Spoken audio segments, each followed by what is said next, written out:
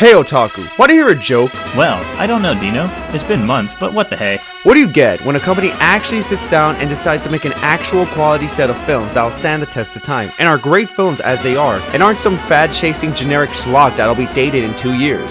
Quantum Mechanics? Wrong! You get every DC animated movie reviewed Part 2, The Renaissance!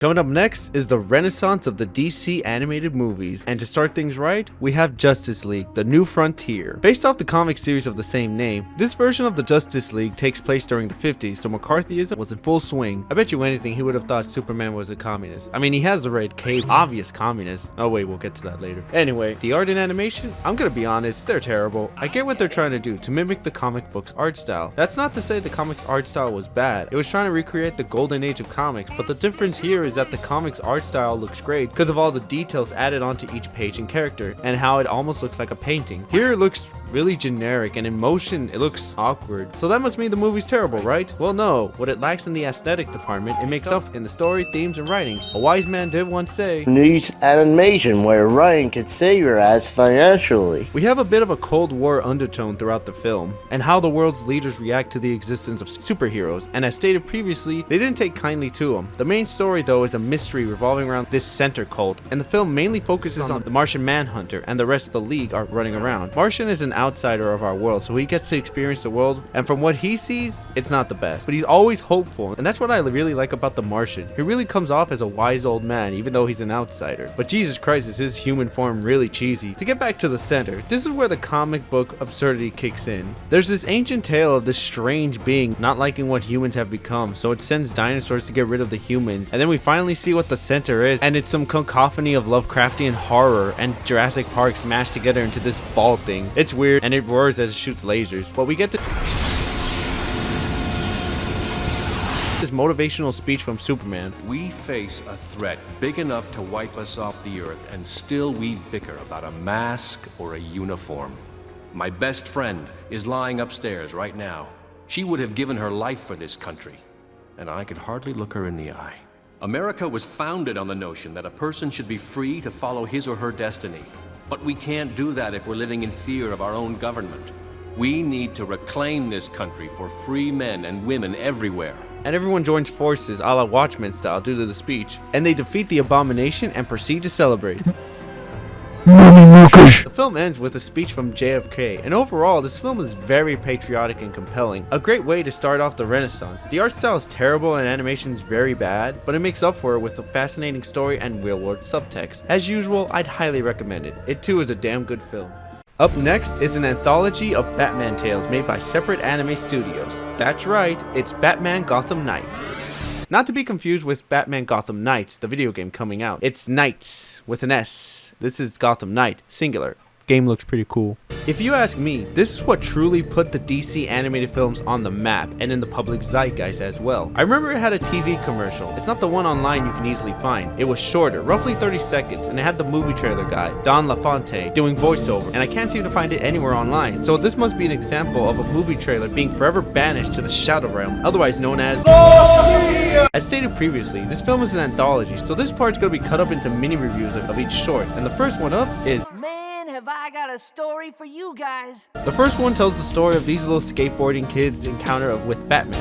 Oh god, a mini review and a mini review? What the fuck is this? The animation here was provided by Studio 4 Celsius. They've done several works such as a segment in the Animatrix, the Catherine cutscene, the Gumball scene, the 2011 Thundercats remake, and even a Nike commercial.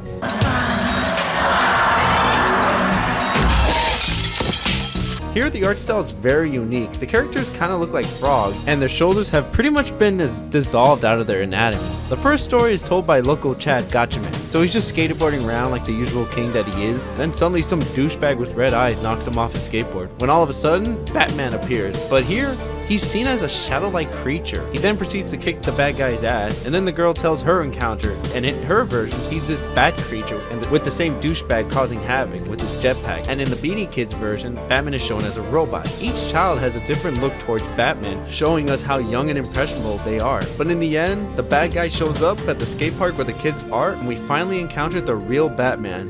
And he's just a man. He's tired, beaten, and if it weren't for the efforts of Random Hiri, it would have been the end of him. Nice work, kid. Looks like I owe you one. This is a great short, but up next is an even better short, Crossfire. This one was animated by Production IG, and ooh boy do they have a track record, but they're mostly known for their realistic anime, such as the Ghost in the Shell movies. And here the art style reminds me of Boondocks, just because of the realistic style this company is known for. Here we follow these two detectives and how they view Batman. Both are polar opposites and have arguments and defenses about the Batman. Both are good cases for both sides of the Batman argument, but as the name suggests, they're both caught in a crossfire between some Russian douchebag and this Italian voiced by Yakko Warner. I mean, it's not the weirdest role he's ever done. He did say the N-word once. I'm Yakko Warner, and I'm reading off a teleprompter. And now... Get that off the stage! Batman shows up, and Jesus Christ, an absolute unit here. Batman defeats both sides and leaves. The end. Up next is Field Test. The animation was provided by B-Train Incorporated. I don't know who these guys are, but their style reminds me of Death Note. Look at Bruce and tell me that's not light. Everyone has a weird hook nose to him. The story's simple. Lucius makes Bruce a bullet deflector for his latest bat suit at... What in the... This suit is weird and the action sucks. It's just Batman falling dramatically and he just pushes them, not really punching. The Russians and Italians are still mad at each other because the Russians stole all of the Italians' V-Bucks, so Batman's gotta break them up, and the suit works great. Too great. Batman then retires the new device because Batman doesn't kill, not even indirectly. A good study of Batman's psyche. But up next is Darkness Dwells. This one was animated by Madhouse, and I don't have time to list any of the work because Jesus, these people are busy. The art style is more comic booky, slanted, and a ton of shading. Batman looks really skinny and not as buff as he did in Crossfire. And the story is very simple. Crane has kidnapped a priest and Batman must save him. The end. Not the best, and if it weren't for the interesting art style, I would have forgotten all about it. But the next short is way better thematically, called Working Through the Pain. It's mostly a flashback detailing Bruce's journey around the world, learning new fighting styles, and he meets a teacher that teaches how to live with the pain. He learns her technique and uses her pain management to fight off some assholes harassing her. And after he won, she kicked him out because she finally realized what he wanted. He wants more violence to fight his pain away. It all accumulates in the end of the short. Bruce stinging up guns out of the trash, and when he's given a hand,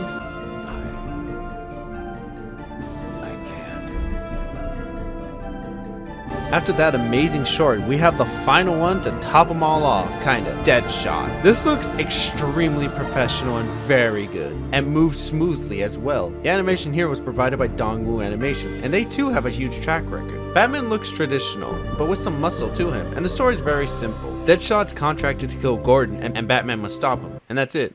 But god damn, this looks so good. It's a simple story, but damn is it great. And overall, Gotham Knight is a treat and a celebration of the Batman character, and I'd say it's worth your time. Next on our list is Wonder Woman 2009. This is a damn good origin story for Wonder Woman, and I'm pretty sure the 2017 movie was heavily inspired by it. It all starts years ago in this epic war with Ares and Diana's mom. Ares is defeated and the Amazons get their own island. Diana grows up as an obvious great warrior. Some military guy crash lands on their island and they want him out because... Man.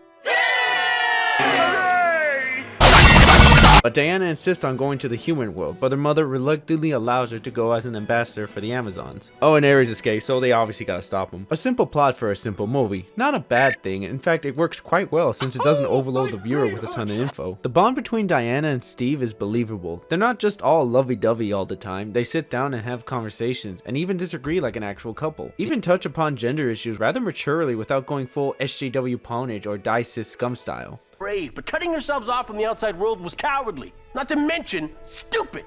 Like less communication between men and women is what the world needed. How dare you? No, I'm not done. You met your first man, what, like 15 minutes ago? And you think you have us all figured out? Well, I'm sorry. But not everything a man does is to further some misogynistic agenda. We don't hold doors open or pull out chairs for women because we're trying to keep you down.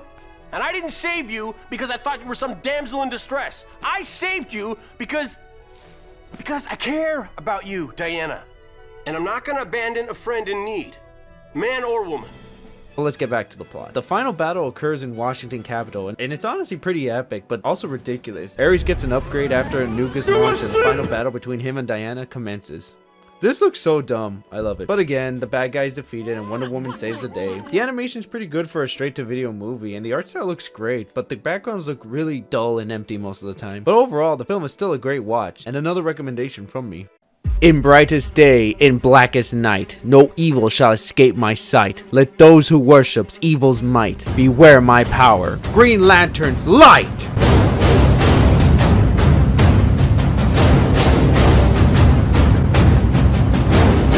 Before we start, I gotta get the obvious joke out of the way. Way better than the Ryan Reynolds movie. Yeah, haha, funny meme. Let's get back to business. Once again, another great film from DC. This time we tell the origins of how Hal Jordan became the Green Lantern. Kind of. The art style here is realistic, which is always good in my books, and the animation is pretty good as usual. The story is essentially Hal's first day on the job. Alien crash land, Hal's given the ring, he meets the Smurfs, and they don't like him because he's human, so Sinestro insists on being his mentor, and the story commences.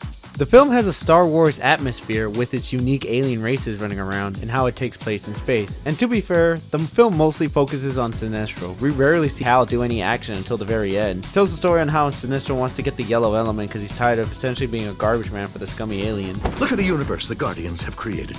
We have the greatest power in the cosmos, and what have they made us? Garbage collectors. Through a series of a long, complicated plan of betrayal, conspiracy, murder, seduction, and engineering, Sinestro finally gets his hands on a yellow ring. He then goes on a rampage on Lantern's planet, and now Hal must stop him. How? Well, like this.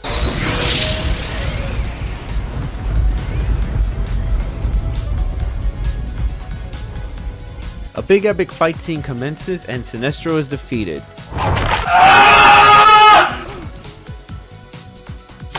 And Hal is finally recognized as part of the team. A good film, but my only pet peeve in not just this film, but in any story that takes place in outer space, are when the aliens know fluent English. How do they know that? There's roughly 7,000 languages here on Earth. Now imagine how many languages are there in space. Maybe the rings do all the translation, but as usual, another great film. For years, both Batman and Superman have reigned supreme in the superhero genre, so why not make these two help each other? Enter Superman, Batman, Public Enemies. This film starts out as Lex Luthor's attempt to win the presidency the old-fashioned way. Oh god. But hey, Lex hires a few superheroes to help America out, so that's cool. He even hired Power Girl. Everyone loves Power Girl for her great personality. Yeah. Let's go find some photos of her. Okay, great fan art. I like the composition here. And here's some cool cosplay. That's cool. And here we have, oh god. Anyway, Lex's America is going pretty good, but as usual, Superman doesn't trust Lex. And all the while, this big-ass kryptonite comet is coming towards Earth. Lex wants to end this rivalry, but as usual, he's a dick and frames Superman as a violent criminal. And now he and Batman have a $1 billion bounty on their back. This film is really fun, reminding me of a Saturday morning cartoon. Just because of how wacky and absurd it is, the designs also reflect that. I mean, all these guys have these big chins and are beyond swole, and every hero kind of looks like an action figure. But hey, it suits the mood. Because of the huge bounty on their heads, every supervillain wants that money. It's fun to see these two heroes fight all these bad guys, but after a while, it kind of feels like fan service. But then Lex's team shows up and try to take Superman in. But they retreat, and Power Girl joins the team and are now working together to stop that meteor. Lex tries to stop Meteor, but he fails miserably, so then Lex...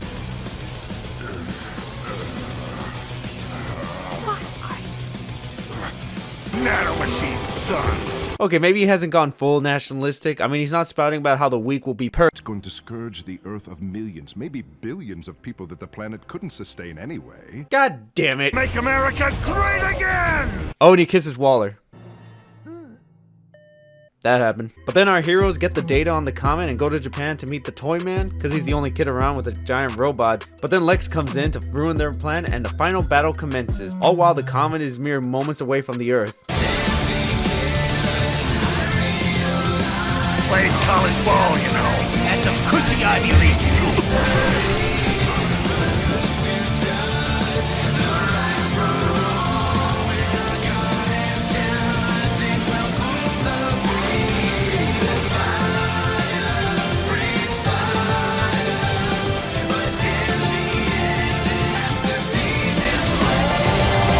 The film was just so much nonsensical, goofy fun. Another knockout that I'd highly recommend. Parallel universes have always been a huge treat for fans because we get to see new iterations of established characters, and Justice League Crisis on 2 Earth is just that. Here we see an evil Justice League trying to take over the world, and the villains of our world are the good guys. Heck, even the Joker finally became a gentleman gamer and sacrificed himself to save Lex here.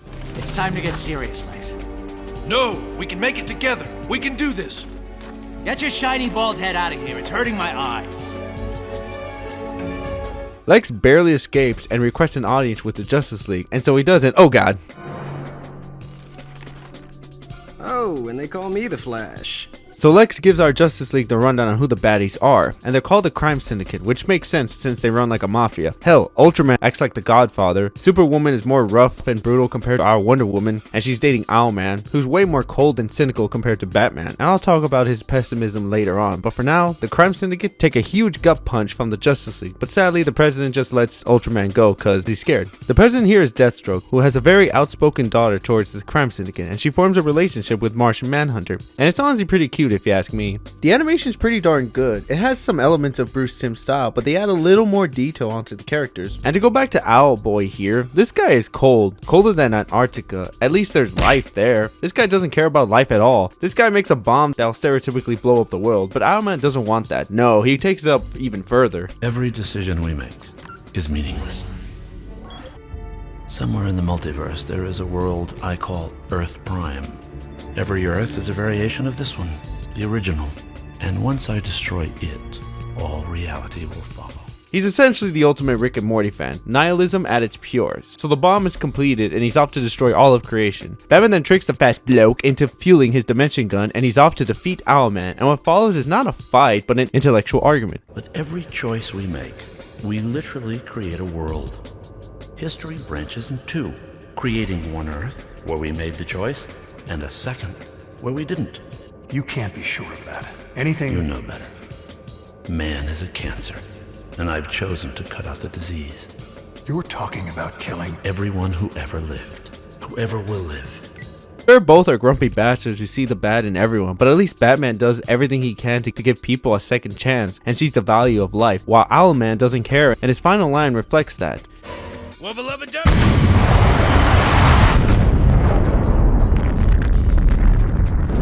Batman comes back and the Crime Syndicate is finally defeated. Manhunter has to leave, but not before he kisses his girlfriend goodbye. The League comes back and even have open applications to join the League, so that's great. Another amazing film as always. Oh my, we got a big one here, folks. The film that put DC animation on the map, Under the Red Hood. Not only can this stand as a great DC film, but a great movie in general. It's been praised to hell, heaven, America, Mexico, Mars, the quadrilateral system, my toilet, and back, and it deserves it, honestly. The film starts off with Joker killing the second Robin, Jason Todd, and Batman desperately trying to save him, but unfortunately, Batman fails.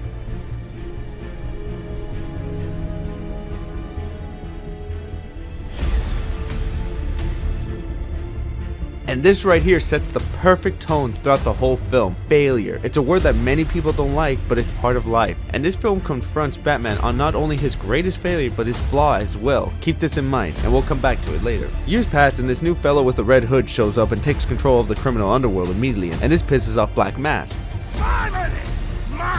Though, to be fair, when isn't he mad? Batman then encounters this Red Hood character several times throughout his journey, but not without the help of Nightwing by his side. Red Hood has proven to Batman that he's a formidable opponent that knows his every move. Hell, they even fought by each other's side.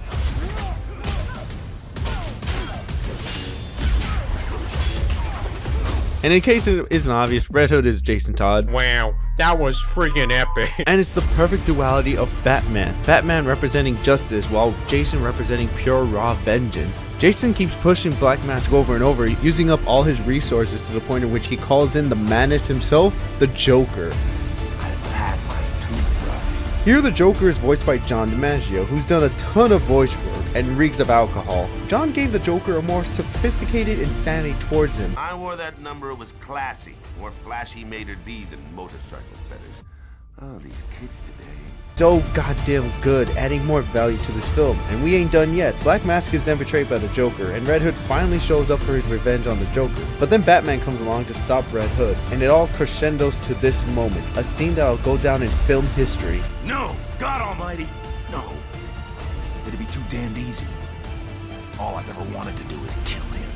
But if I do that, if I allow myself to go down into that place, I'll never come back. If you won't kill this psychotic piece of filth, I will! If you want to stop me, you're gonna have to kill me. Just like how Mask of the Phantasm was a character study on Bruce Wayne, this film confronts his biggest flaw and his biggest failure. Once again, complexity and boundary pushing is why this film is so goddamn great. And that's not including the great animation and action. Like, goddamn! Seriously, stop what you're doing right now and watch this right now. It's that fucking good. With so much insanity from Superman, Batman, Public Enemies, the sequel might be even better, right? Well, let's take a look. Taking place just a few months after Lex got impeached, another meteor hits Gotham City, and now we have this naked girl running around, and Batman must stop her. He does, and she goes crazy, but then Superman comes and oh my god! Alright folks, meme review from Days Gone By. A meme created at the turn of the decade, and boy, it was one hell of a start. Here we have an extremely handsome Superman looking down at the screen tenderly. With his effeminate blue eyes, his square chin, broad shoulders, his lips were the perfect recipe on becoming one of the first meme templates. And with that, tons of people came together and made their own version of handsome Superman. Sure, we had Squidward a few years beforehand, but he didn't really blow up until SpongeBob monopolized the meme economy. But before then, we have this classic meme whose legacy still endures to this day. And for that, I rate this as a historical meme. And now back to our regularly scheduled program. As stated previously, the men still have these giant chins, but the art style has changed quite a bit since the last film. Everyone is now more slender and tall than before and look a lot less cartoony, relying heavily on the realistic side, which suits the tone of the film. While the last film was obviously a Saturday morning cartoon, this one I could see airing late night during Toonami. The film may say Superman, Batman, but the main focus is on Supergirl and her developing into her own character. And what better way to develop oneself than through shopping, gal? But then Wonderwoman shows up to take her away. It was all Batman's idea. He doesn't trust her and he's in costume the whole film. So she spends a few months in Themyscira to hone her skills. Then a horde of monsters come out to distract our heroes while Darkseid kidnaps Supergirl. Good times. So our heroes must save her, and with the help of Marta, they're off to Apocalypse. Title. They get there and Supergirl just binge watch Foamy the Squirrel while listening to My Chemical Romance on her MySpace while buying tickets to Lake and Park. Shut up!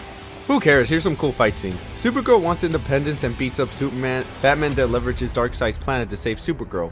So our heroes come home and Supergirl will start anew in a Smartville. So overall, another great...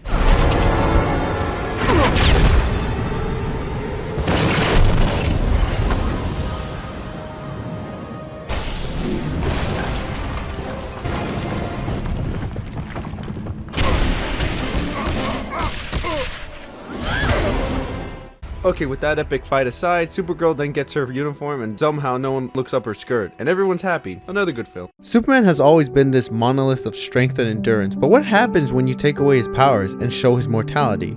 We get All-Star Superman. Based off the comic of the same name, this story tells the tale of Superman's final days. What happens to the guy? Well, basically, a space mission went wrong because Lex was being a dick to kill Superman, and he found a way, I guess. Superman, being a solar panel, absorbed too much sunlight, and now his cells can't handle the surplus of sunlight. He's dying of cancer, basically. That sounds sad. Since it's following the comic, it also mimics the art style, which I find pleasant. It has a realism look, but the colors make it a bit more cartoony, but still grounded. The comic is more detailed and kind of funky looking, but it too looks great. Heck, I also love how this Lois looks more like Margaret Kidder. A good call. Speaking of Lois, Clark is being a super simp, but with him dying, he finally decided to tell her his secret identity. He even flies her to his mega lair and shows her his crib. He's got a sun eater that's really cute in its own monstrous way, shows his mini museum. He even takes her on a date on the Titanic. How romantic. But the most romantic thing Clark does is give her his powers so she can experience his world.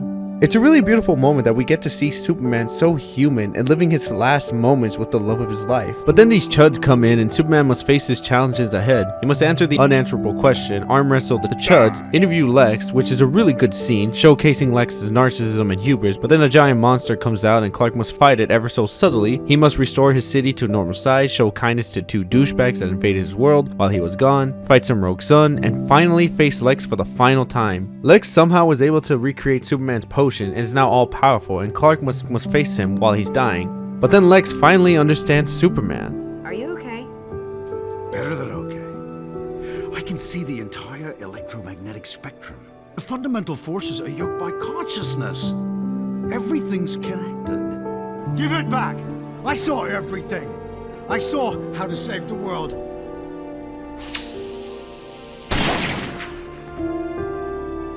I could have made everyone see. If it wasn't for you, I could have saved the world. If it had mattered to you, Luthor, you could have saved the world years ago. This ending is so beautiful. His final challenge and sacrifice really reflects the comics. The only downside to this film is that they omitted a lot of stuff from the comic. They got rid of Jimmy turning into some doomsday monster, Superman helping Bizarre Superman's world, and Jonathan Kent, good God, this part made me cry. It was just so tragic. We did see Superman visit his father's grave, but they added more context in the comics. Maybe it was a budgetary or time constraint on why these scenes were taken out, but overall, it's a great somber yet hopeful film. Another recommended film to watch before you die. It's just beautiful.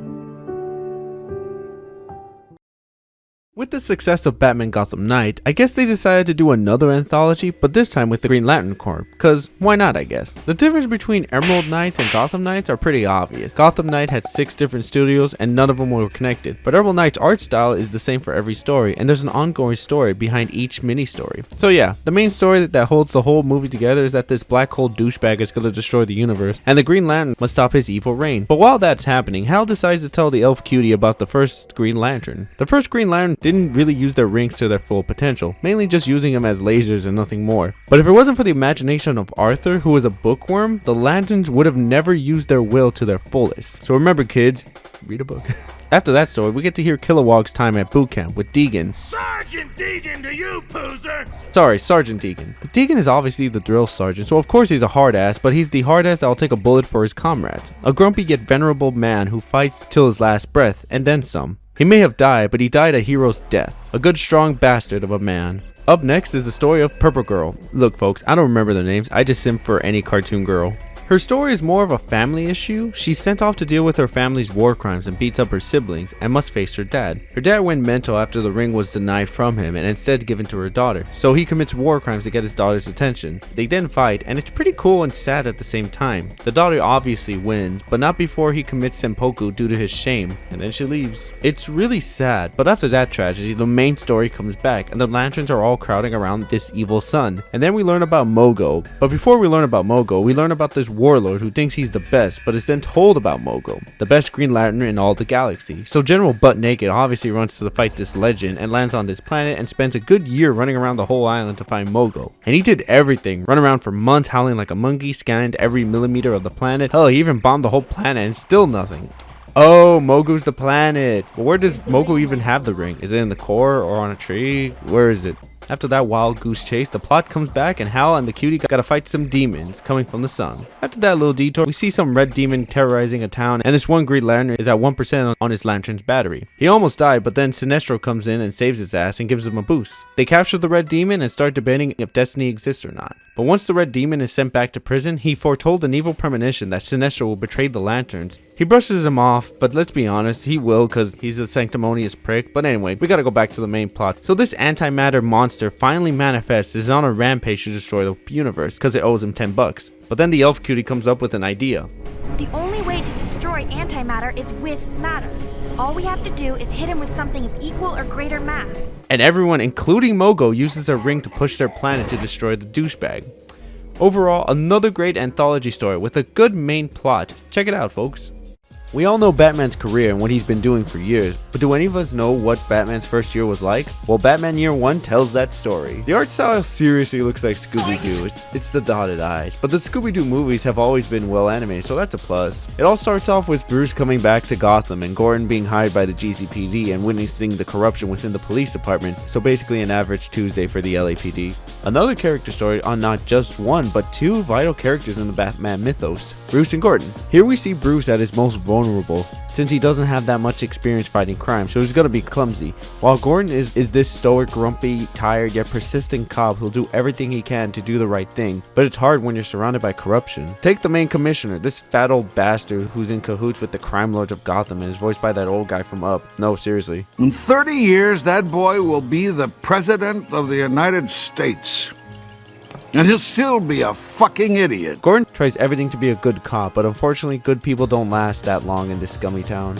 Meanwhile, Bruce goes around fighting crime without his suit, but is then famously inspired by a bat. Gordon still does his job and comes home beaten every day due to the stress and how demanding his department is, all while Batman finally goes to town. Obviously he's not the best, but after a few months, people have been reporting him to the police. The police believe that he's nothing but a myth just because of how strange and absurd he is, and so Ed Wunster tells Gordon to get the Bat Freak.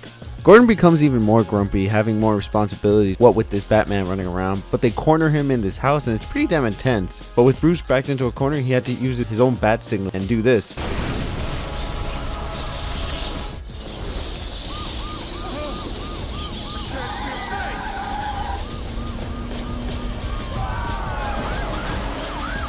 Pretty cool. Batman is supposed to strike fear into his enemies, and that's what he did to the crime lords of Gotham one night. Ladies, gentlemen, you've eaten well.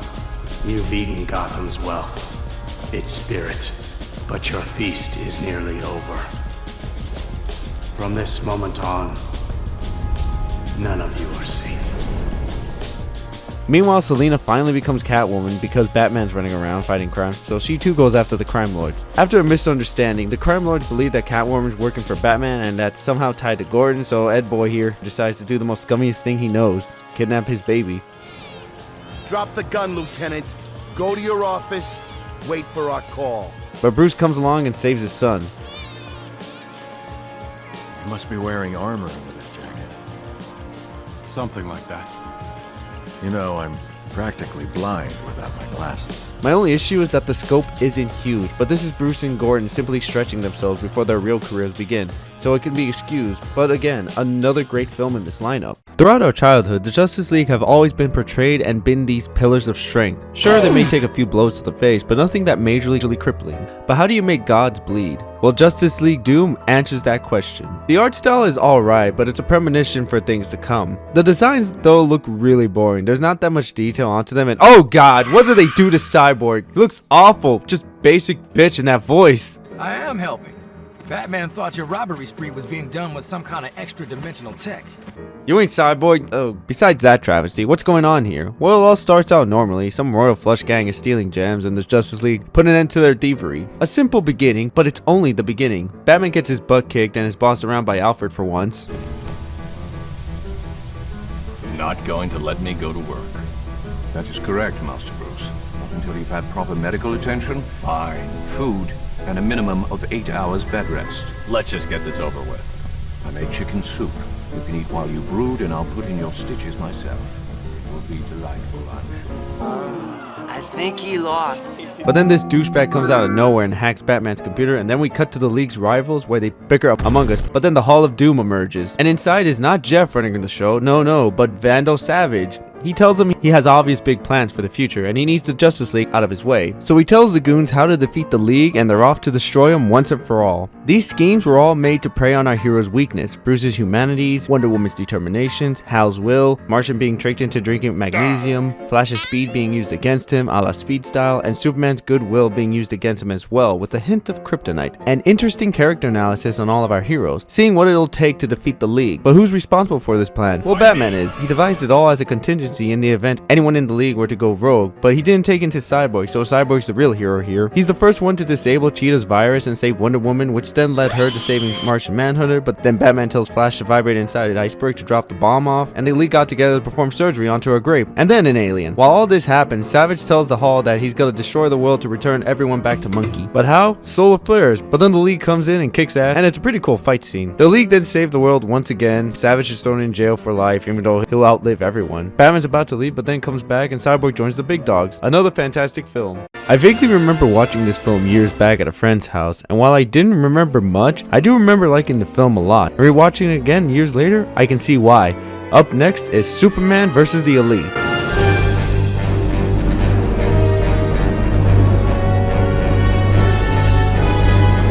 The film starts off with a compilation of the world's disasters, and even Rush Limbaugh makes an appearance. How's hell treating it, buddy? And we get this awesome tribute collage of Superman. It's so hectic, I love it. We then get this cute little cartoon that satirizes Superman.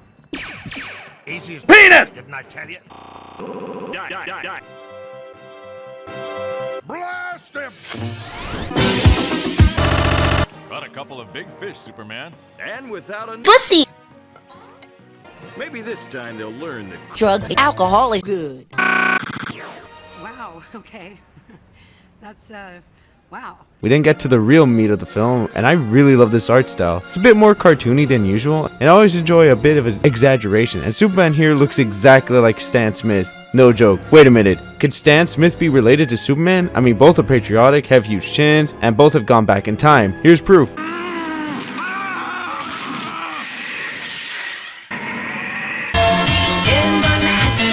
But hey, that's just a theory. A Beaner. theory. So basically, this purple skull is terrorizing the city, and Superman's gotta take him down, but refuses to kill him, which prompts a meeting from the UN. But Superman counters with a good reflection of mankind, and honestly, we really need to hear this now more than ever. It's always been my belief that people, at their core, are good. The grace of mankind is everywhere. You just have to open your eyes. Humanity has a limitless potential for good. Superman then fights another monster, but is interrupted by these 4 weirdos who defeat the monster and go away. Sad.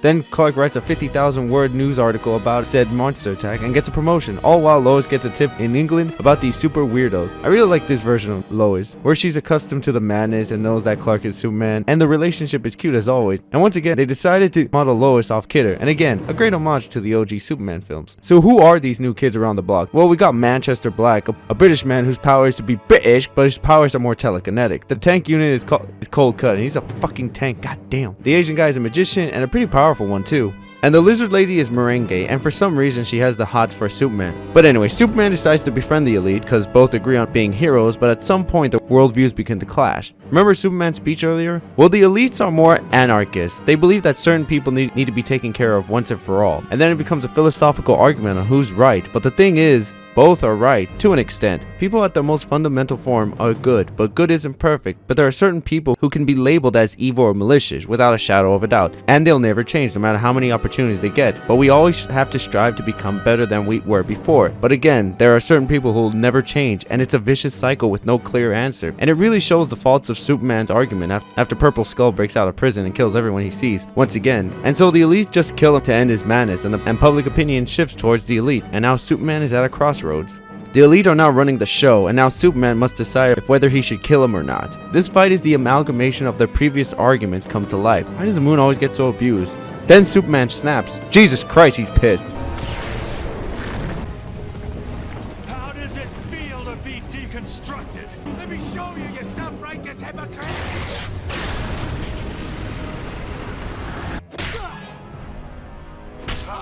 Damn, he bitch slapped his ass. But thankfully, this was all a show to prove the faults of the elite. This movie was honestly a giant speech on humanity's great potential, and I love it. It's so gosh darn good. This next one, oh my god, it's so fucking good. If Gotham Knight put them on the map and Red Hood cemented their reputation, Dark Knight Returns created the standard for all DC animated films. This film is nearly perfect. Nearly. And that film is Batman Dark Knight Returns.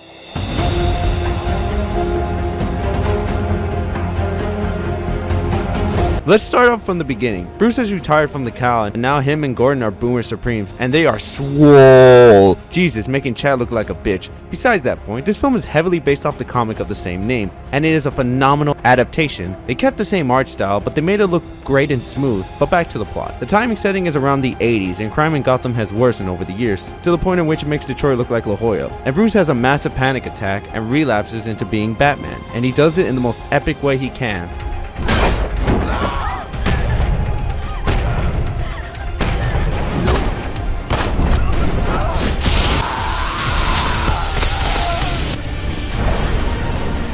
And that was Batman's triumphant return. We then see Harvey Dent return back to normal, and things are looking up for him. But then he relapses into Two-Face, and so Batman must stop his plan from blowing up the Twin Tower, Gotham's life building. And we get a great action sequence.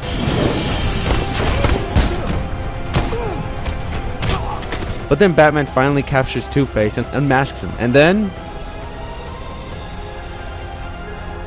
I played along as I could. You think? Cut it out.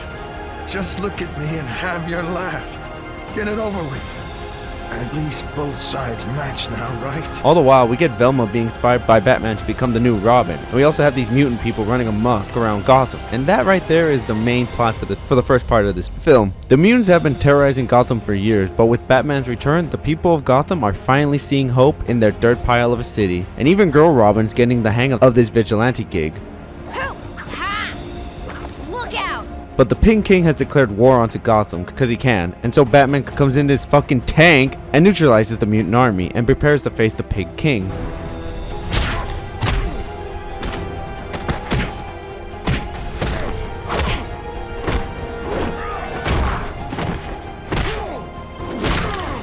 Batman nearly dies, but thankfully Robin is there to save him, and she becomes part of the Bat family, and Bruce then finds himself. I'm not finished yet.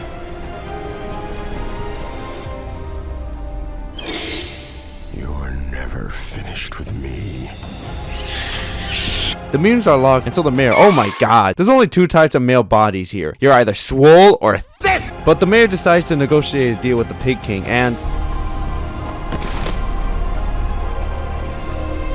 Batman then decides the only way to defeat the Pig King is to humiliate him in front of his mutant army. So he devises a plan to gather all the mutants in a mud pit, and their king would show up as well. What follows next is nothing short but a phenomenal fight.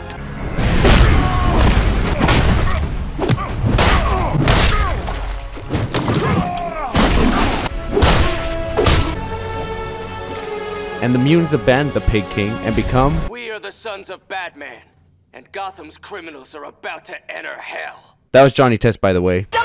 And that was just the first half of this amazing film. The Joker finally wakes up from a catatonic state for 10 years, and hoo boy, do we have one hell of a show tonight, folks. Anyway, with the people rising up in Gotham, it got the attention of Ronald Reagan. He may be all pruny, but we all know the best animated version of him will always be in Uncle Grandpa Babies.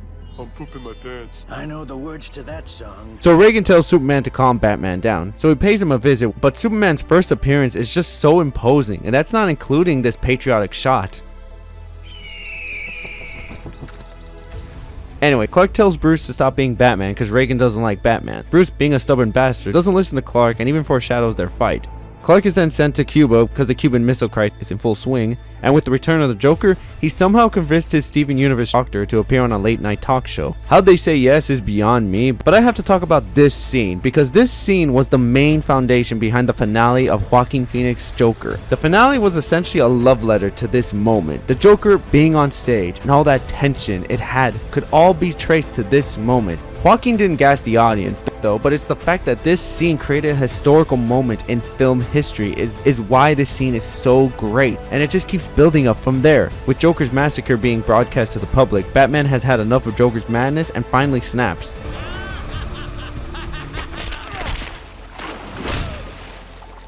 But we ain't done yet, folks. The Cuban Missile Crisis reaches its peak and Superman just barely misdirects the missile and the whole East Coast is left without power. And so Gordon and Batman decide to restore order into Gotham, and for a whole month, Gotham is the only city that actually has sanity. Everyone else just went full on Chaz. Reagan doesn't like this, so he sends Superman to put an end to Batman's reign, and what follows is a fight that'll go down in not just animation but film history as well.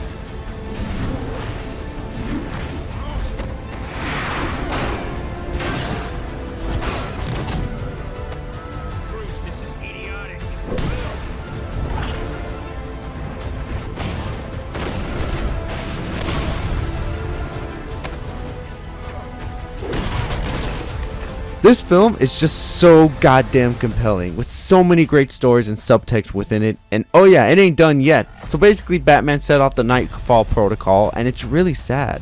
Alfred reminisces of raising Bruce and leaves the mansion for the final time, and all while Bruce finally winning a fight against Clark, but then... Bruce. Clark attends his funeral, or does he? This film is so fucking good. I can't reiterate this enough, but I highly recommend watching this. Another film you must watch before you die. It's that fucking great. After that monumental success that was The Dark Knight Returns, how could DC top themselves this time? Oh, they found a way, and that way was Flashpoint Paradox. Remember when you were making out with your first girlfriend, and you came right as she touched your leg? It was me, Barry. I jerked you off at super speed so it'd seem like you nutted at just a woman's touch.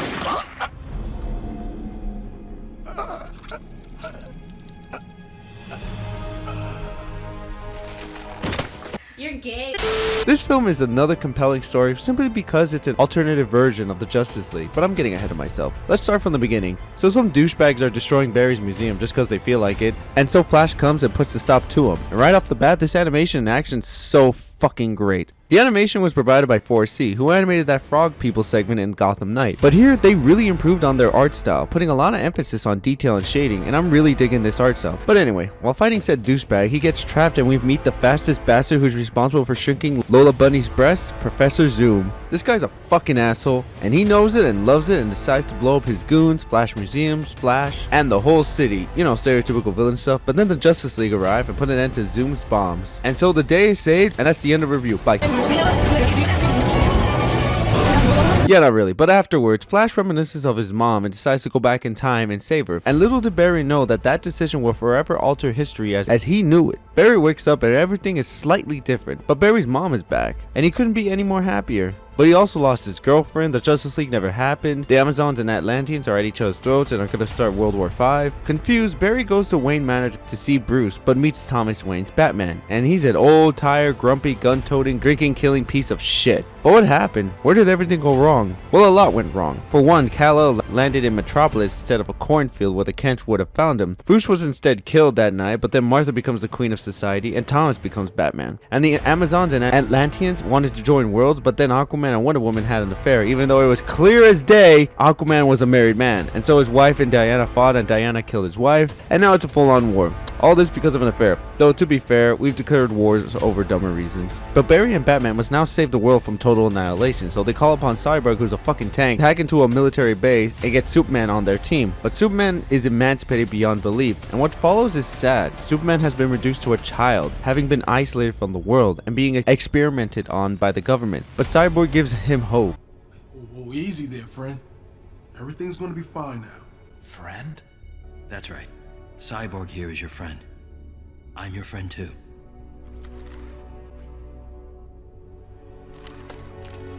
Superman is freed, but he flies away.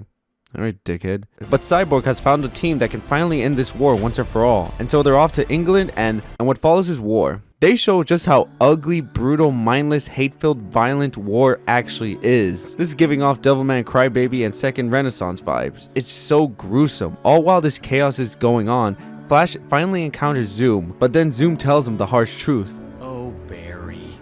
That's the beauty of all this. I didn't do any of it. You did. Think, Barry. Isn't there some little thing, some little good deed you might have done? I saved Mom. That's right. Break the sound barrier and there's a sonic boom. You broke the time barrier, Flash. Time boom. Ripples of distortion radiated out through that point of impact, shifting everything just a tiny bit, but enough. Barry might have had his mom, but in the end, everyone is sad. So Barry has no choice but to let his mom die.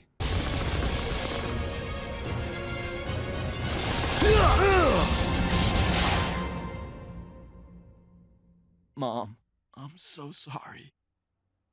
This film is bittersweet, and that's why I love it. Another recommendation. It's so good.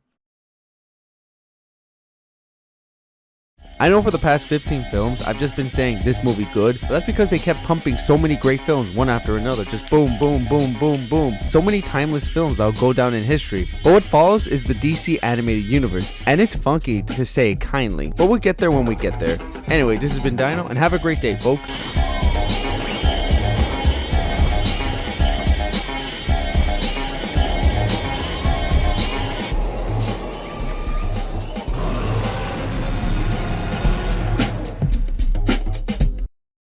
Absolutely sure this is going to work. Does Power Girl have big... Just feed it the numbers, kid.